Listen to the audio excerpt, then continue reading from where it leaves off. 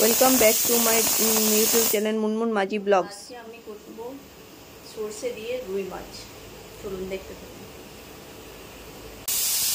Pan বসিয়ে দিয়েছি, প্যানটা গরম হয়ে গেছে। এবার আমি ওর মধ্যে তেল দিয়ে দেবো, মাছটা ভেজে নিই। তেল দিয়ে দিয়েছি বন্ধুরা, আমি একটু গরম হওয়া অবধি ওয়েট করব, তারপর মাছগুলো এই তেলে দিয়ে দেবো।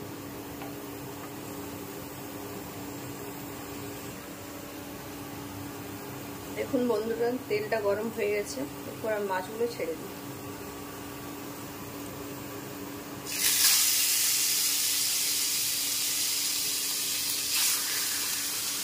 তারপর দেখাচ্ছি কীভাবে আমি সর্ষের ঝোলটা বানাবো। আর আমি সর্ষে, রসুন, লঙ্কা বেটে রেখেছি, ছোটো ছোটো টমেটো রাখা।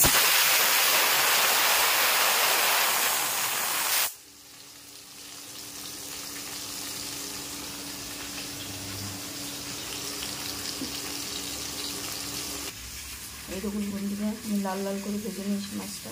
আজকে তো ভাজাবো, তারপর নামিয়ে নেবো। আমার মাছ ভাজা কমপ্লিট। এবার চলুন আমি মাছের কারিটা তৈরি করি। এরকম তেল আছে,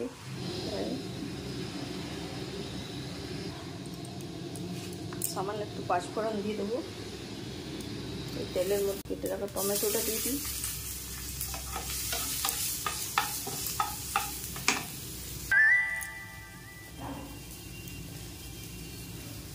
এবার একটু সামান্য নুন দিয়ে দেবো,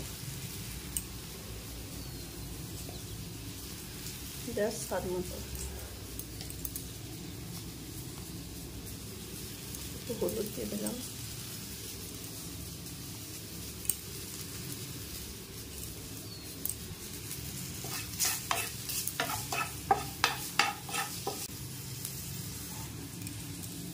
বেটে রাখা পেস্টটা দিয়ে দেবো।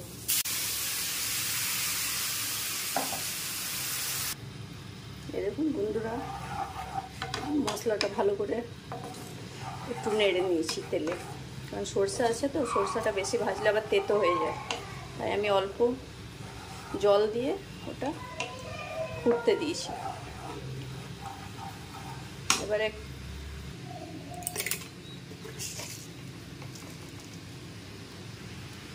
সামান্য পরিমাণে একটু চিনি দিয়ে দেবো।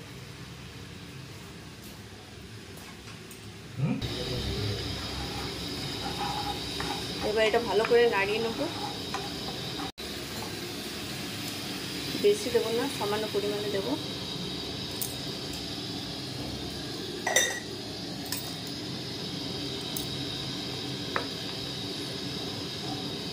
এই যে বন্ধুরা দেখতে পাচ্ছ,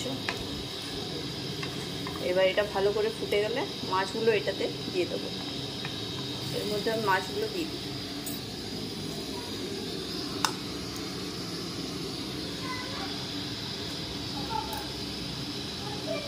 এই জন্য আমাদের দিয়ে দিলাম ঝোলে, মেয়ে ভাজা রেখে দিচ্ছি।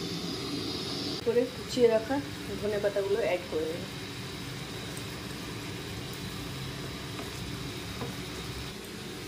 আর একটু উপর থেকে সরষের তেল দিয়ে দেবো, যাতে সরষের ঝাঁঝটা ভালো হয়। উপর থেকে অল্প তেল দিয়ে দেবো। এটা কিন্তু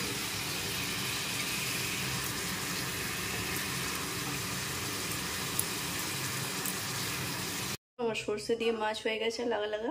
আপনারা দেখছেন Munmun Majhi blogs. Please like করবেন এবং কমেন্ট করবেন, এবং যারা চ্যানেলে নতুন তারা সাবস্ক্রাইব করে দেবেন এবং পাশে থাকা বেল আইকনটি প্রেস করে দেবেন। চলুন, ভালো থাকবেন। টাটা।